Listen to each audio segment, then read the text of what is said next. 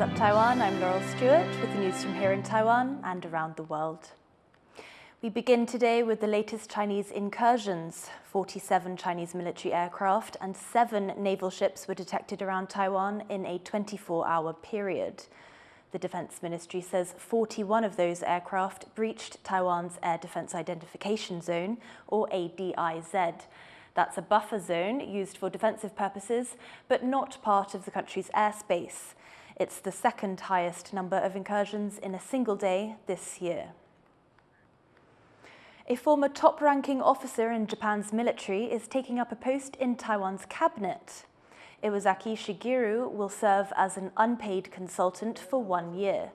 Iwasaki retired from the Japanese Defense Forces as a 4-star general and had served as chief of staff. Though Taiwan has hired Japanese military consultants before, Iwasaki will be the highest-ranking officer to serve in the role. Dialogue, cooperation and peace. That's what the foreign ministers from Japan, South Korea and China are striving for at a trilateral meeting in Tokyo. 現在、国際情勢は厳しさを増し、まさに歴史の転換点あると申し上げて過言ではないと思います。そうした中で、対話と協調を通じて分断と対立を乗り越える努力を行っていくことが今まで以上に重要になってきております。It was the first meeting of foreign ministers from the 3 countries since 2023. Discussions focused on North Korea's denuclearization, trade and regional stability. The talks aim to set the stage for a summit between the countries' leaders. While South Korea and Japan are key US allies, the meeting comes amid uncertainty over US President Donald Trump's diplomatic commitments. North Korean leader Kim Jong-un says his country will continue supporting Russia's war in Ukraine, according to North Korean state media. His comments follow a meeting in Pyongyang with Russia's top security advisor Sergei Shoigu, where they discussed the ongoing conflict. This comes after South Korean intelligence reported in February that North Korea likely sent more troops to Russia after heavy losses on the battlefield. Taiwan may be surrounded by water, but fresh water is in short supply, and demand is only growing. That's especially true as Taiwan's chip industry has become a backbone of the economy and a major drain on water resources. Now the industry and the government say they're trying to clean up their act. Chris Gorin reports. Water. It's the source of much of Taiwan's natural beauty. But Taiwan's water usage is also a major challenge. In 2022, Taipei households used more water per capita than any other capital city in the world. And water is also crucial for Taiwan's most important industry, semiconductors. Chip factories are the largest source of industrial water usage in Taiwan. They also produce vast amounts of wastewater, containing elements such as cobalt, copper, and hydrofluoric acid. Taiwan's largest chipmaker, TSMC, says it's working to improve its wastewater recycling, even at a cost.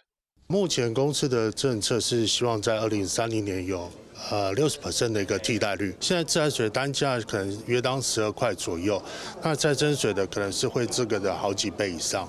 The Hsinchu Science Park, where TSMC is headquartered, say they too are working to improve standards. 我们现在的环评的要求，事实上比国家的排放标准来得严苛。我们仍然持续在精进有些处理的设备。The country's environment ministry is also looking for ways to make better use of wastewater. 废水中有一些资源物能够循环利用的，我们在废水处理过程中来采矿。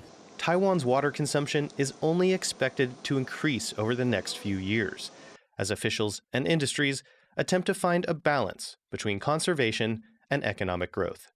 John Su and Chris Gorin for TaiwanPlus.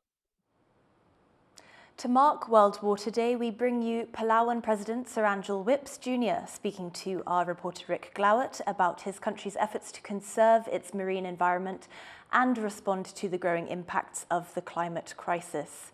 This is part of our interview series, Zoom In, Zoom Out.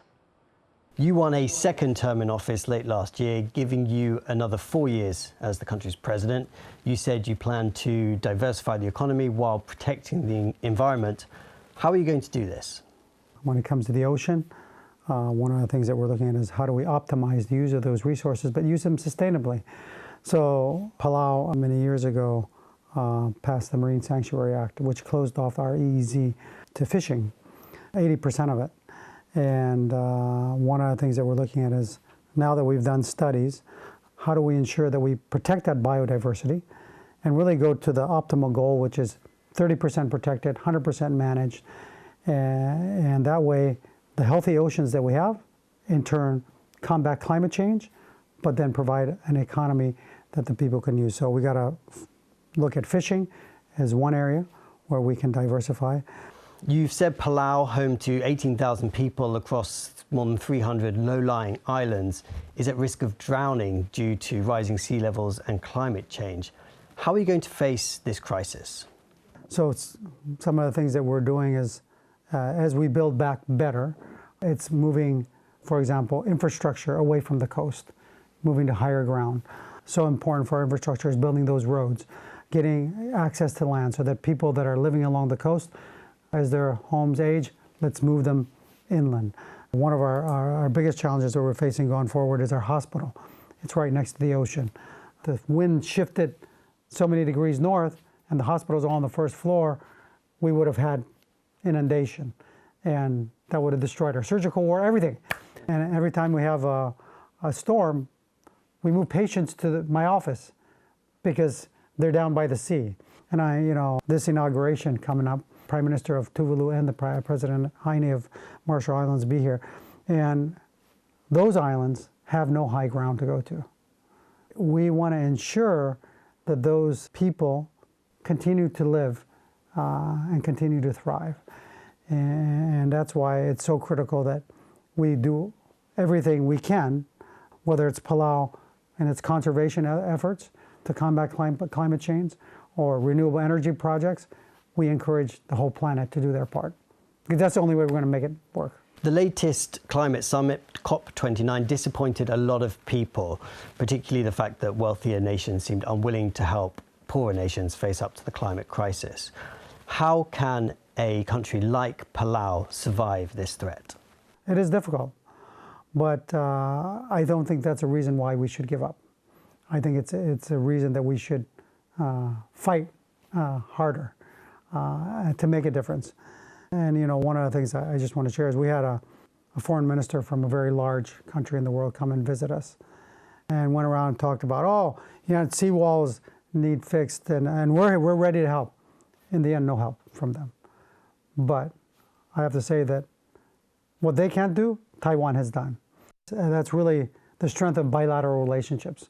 Taiwan is helping us build seawalls. It's helping us build the infrastructure to harden those facilities. What we've got to show is we've got to demonstrate that those investments with our partners help everyone.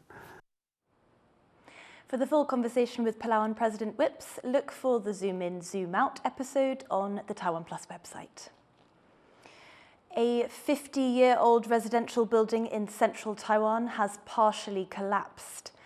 All 34 residents were safely evacuated and no injuries have been reported. Authorities are investigating the cause, but they believe years of exposure to the elements weakened the structure. Police say the original developer faced financial troubles, leaving the building incomplete. Indonesian authorities are on high alert after a volcanic eruption spewed a massive cloud of ash and smoke 8 kilometers into the sky. Mount Luatobi Laki-Laki erupted on Thursday, forcing airlines to cancel nearby flights. It follows significant seismic activity in the area, with dozens of smaller tremors recorded in the week before. Last November, a powerful eruption from the same volcano killed 9 people and forced thousands to evacuate. The climate crisis displaced almost 1 million people last year, according to a report by the World Meteorological Organization. Its data shows over 150 unprecedented extreme weather events, killing hundreds, demolishing buildings and destroying vital crops. To learn more about the impact of the climate crisis and what role governments play, reporter Rhys Ayres spoke to Mujahid Bayrak, Associate Professor of Geography at National Taiwan Normal University. According to data from the World Meteorological Organization, there's an increasing number of unusual or unprecedented extreme weather events. What's causing these? So according to the recent reports, extreme weather events, and especially unusual weather events, have been increasing significantly. But we have to be careful to attribute all of these extreme weather events to climate change, because a lot of extreme weather events such as flooding or negative impacts related to typhoon damage and so on, it's also related to other issues such as bad government planning, flood infrastructure, or, over-urbanization and other factors. We cannot simply blame climate change for people being vulnerable. Being vulnerable is also an outcome of existing inequalities. It's also an outcome of political decisions made by relevant governments or just by unequal power relations in society. And what better choices can governments make to prevent the global climate crisis from worsening? Well, governments need to take accountability. Accountability in the sense of if a community has been struck by severe flooding or have been struck by an extreme weather event or extreme climate event, that they take accountability in which they try to investigate or identify where were their shortcomings. Some communities are more at risk of flooding because that has been a political decision.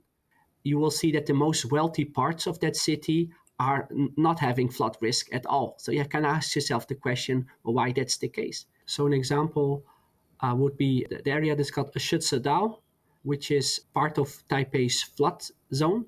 A lot of people in Dao are aging, are marginalized, have a lower socioeconomic status. And throughout history, that probably explained why they are at the flood zone of Taipei. The World Meteorological Organization's State of the Climate report shows that extreme weather events in 2024 displaced a record number of people.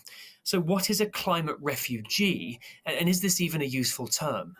We have to be very careful when we label someone as a climate refugee, because then we are also shifting away the responsibility of why some people tend to move in the first place. Look, if we talk about displacement, that's a different thing. If there's a huge flooding, you're not able to stay, you move out. Flooding might not be necessarily caused by climate change, but it might be exacerbated by climate change. But if we really talk about the doom scenarios of billions of climate refugees knocking on the doors of the West because they want to be let in, then I would say, well, that's an extreme simplification of a very complex situation which many rural and local communities, especially in the global South, face every day. Because I'm not saying they're not facing the negative impacts of climate change, but the reasons why people migrate are very complicated and are structured by many different factors, including the global economy, including people's personal desires, including globalization, including industrialization of countries. So what I would like to argue for is to bring politics back into discussions on the climate crisis, on discussions on climate refugees, and on discussions on what constitutes a negative impact of climate change, because politics plays a very important role here as well. That was Mujahid Bayrak from National Taiwan Normal University.